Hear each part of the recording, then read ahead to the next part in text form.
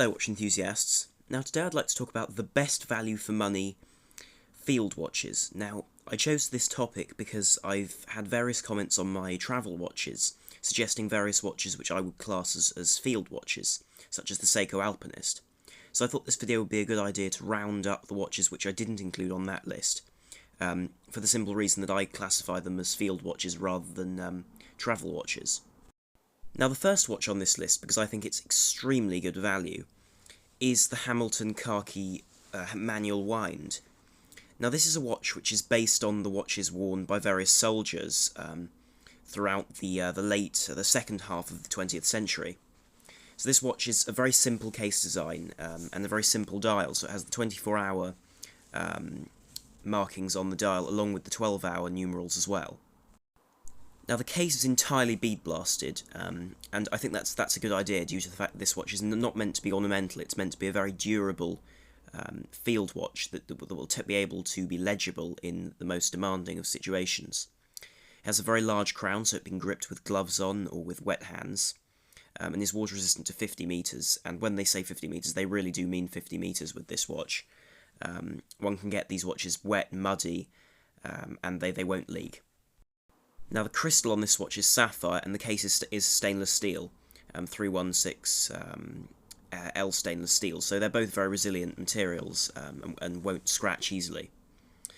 The watch comes on this soft canvas strap, which I think is again a nice touch because it's very comfortable when it's wet and dry, and can be changed easily. Now the hands on this watch sit somewhere between cathedral and sword style hands, but are very legible due to the fact that they're loomed, and the second hand also has a counterbalance that's loomed, which means that you can tell the watch is still ticking even in the dark.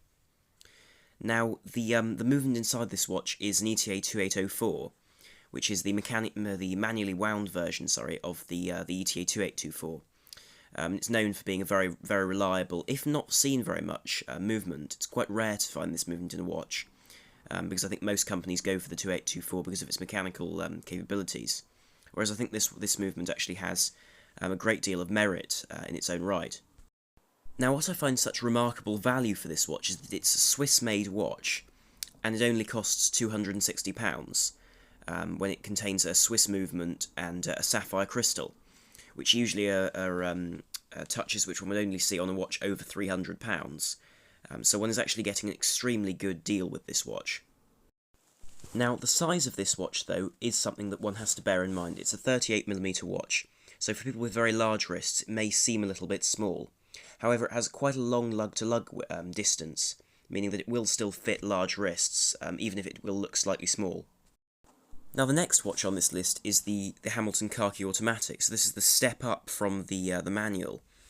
And this watch is far more ornate than the manually wound version, so it has a polished and brushed case, rather than a fully bead-blasted one, which means it will look more dressy. It equally has a more ornate dial with a number of different levels on the dial and different finishes. Equally, the date window is moved slightly inwards and the whole watch is slightly larger. It, however, doesn't have any loom on the second hand, but instead replaces that with a little red marking on the very tip of the hand, meaning it can be read much more easily in the light. Equally, the crown has become slightly smaller in relation to the rest of the watch, in that the whole watch has grown slightly by a few millimetres. Again, the case is steel, and the crystal is sapphire, meaning that it's still very resilient, but because of that high polished finish on the bezel and the brushing, this watch will be an altogether more ornate design, and one which will work more as a dress and field piece, making it more versatile. Now the movement inside this watch is an ETA 2824, so that's very much the benchmark of Swiss movements, and is easily serviced and very resilient, which is exactly what you want in a field watch. You don't really want anything too ornate, and something that will cost a lot to repair due to the fact that this watch will be used in fairly tough and demanding conditions.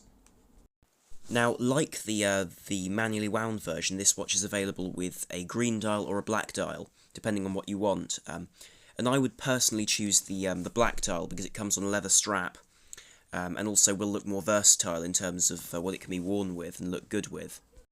Now this next watch is a very well talked about and well loved watch in the in the watch community. It is of course the Seiko Alpinist and is a remarkable watch for the price.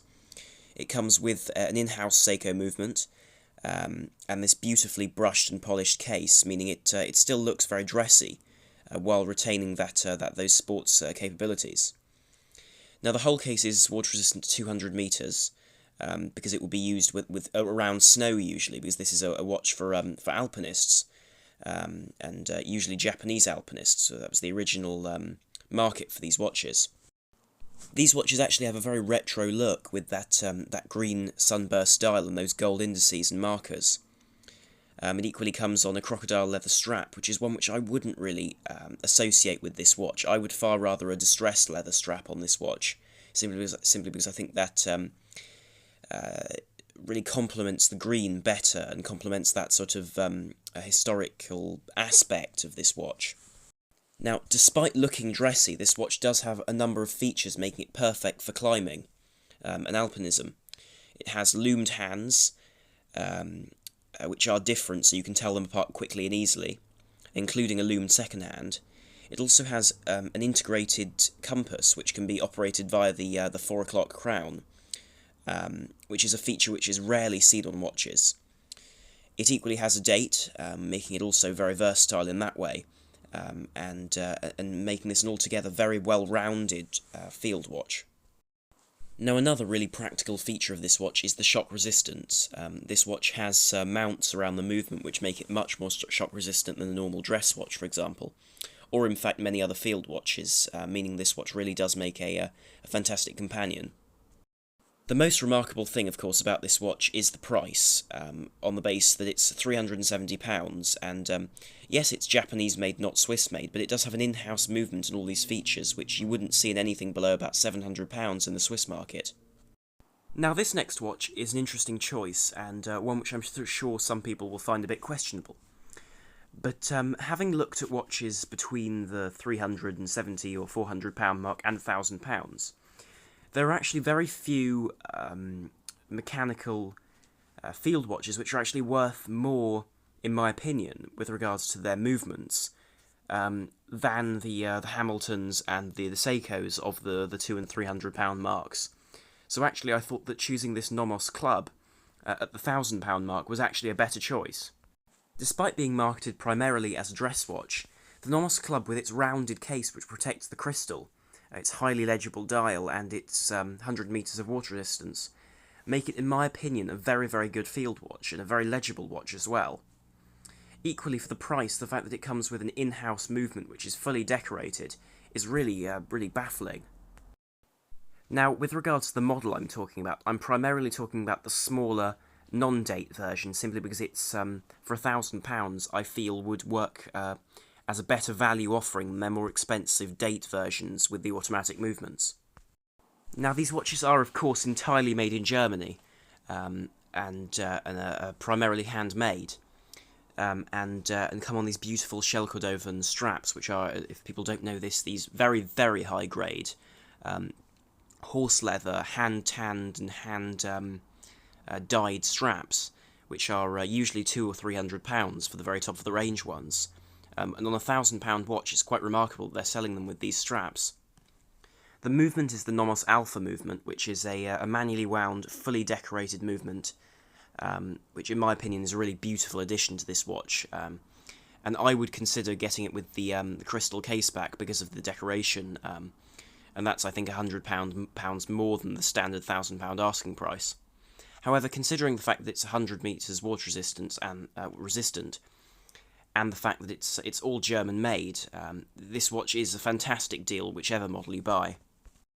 Now, this next watch is one which I absolutely love, and have loved since I first saw it and tried it on. This is the Tudor North Flag, and is Tudor's sort of their take on a modern field watch and modern sort of expedition watch. Now, by contrast to their Heritage Ranger, which is basically the old-fashioned version of this has integrated lugs, which is the one thing which I would say you either like or you don't like. So it'll only go on their bracelet or their strap. But once you get over that, this is an absolutely beautiful watch. It's all finished in this brushed stainless steel, and the case size is 40mm, meaning it's very wearable for any size wrist. Furthermore, the bezel, for example, is steel, but is surrounded by a ceramic ring, meaning that it's very resilient to scratches. Again, the display is very simple, with the hands being clearly differentiable, and the yellow second hand being loomed on its tip, so you can see that as well in the dark. It does also have that bright blue loom that we see on in the Rolex company, their wider brand, so Tudor and Rolex. It also has a power reserve at 9 o'clock and a date at 3. And that power reserve is courtesy of their new 70-hour power reserve movement, which is their in-house movement with 26 jewels, which can also be seen through the sapphire caseback on the back of this watch, which really does demonstrate what a beautiful and beautifully engineered movement this is. Now, while their movement may not be decorated to the extent that some other movements are, the beauty of this movement is that it's very modern in its design, and it's very crisp, like the rest of the watch, which is an aesthetic which I adore. Equally, the watch is still water resistant to 100 meters, even with that open caseback, so it's perfect for anything involving rain or even swimming. You could swim with this watch quite easily. Now again, the way that the bracelet connects to the case of the watch is really beautifully thought out, and really does show thought on Tudor's part. For example, the brushing along the side of the watch slightly dips down to meet the edge of the lug, which is a really beautiful touch. Equally, the bracelet is integrated, so it sits perfectly with the rest of the watch without an end piece on the bracelet, meaning that it flows straight from the side of the watch into the bracelet, making it more comfortable and slip under a cuff more easily. Again, in this picture you can see that ceramic ring around the bezel, meaning it's more scratch resistant. Now, if the bracelet doesn't appeal to you, then they equally make this black canvas strap, which is this sort of waterproof canvas, which also fits into that integrated design. Equally, in order to match the watch better, so whereas the bracelet matches the shape of the case, this has the contrasting stitching which matches the colours on the dial. So there is a certain amount of attention to detail that's gone into this, and this is something I like. Personally, if I was buying this watch, I'd buy it on the bracelet and then buy the strap separately, because I think I'd enjoy wearing both, but I'd be worried about wearing the bracelet when wearing it in an outdoors sort of situation, just for fear of scratching it badly. Now, the price for this watch is £2,700 normally, but most shops will actually advertise them for £2,300. Which for an in-house movement and the technology and the attention to detail on this watch really is remarkable. In fact, one can usually get these watches for even less than that if one barters in the shop and haggles. So actually, they're actually very, very well priced, considering their 70-hour power reserve as well. Just as I would suggest to Pelagos, even if you were looking for a dive watch of high capabilities, I'd look at this as the field watch with high capabilities.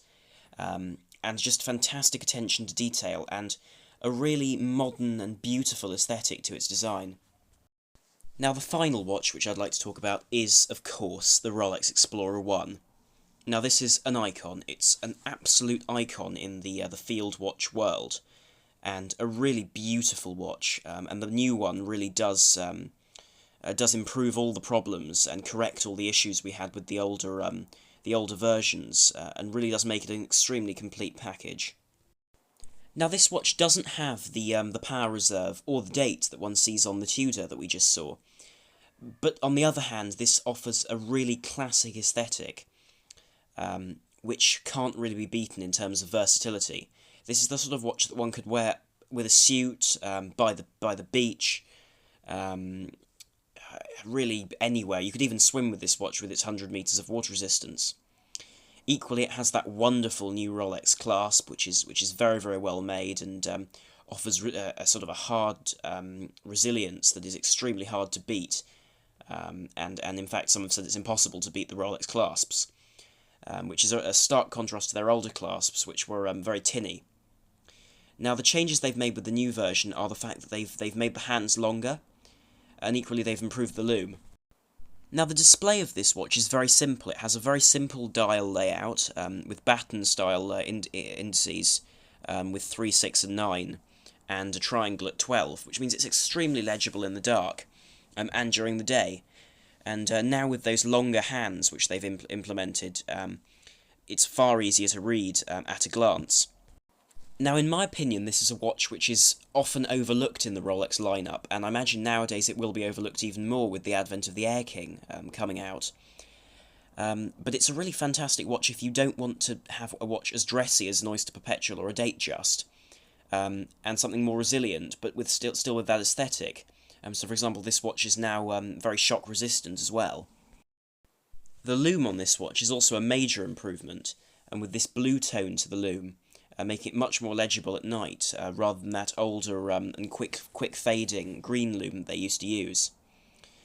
Equally, the nice touch about this watch is that, unlike the Air King, which has just come out, the 3, 6, and 9 are also lumed, whereas on the Air King they're just stainless steel, making this an altogether more attractive watch, in my opinion.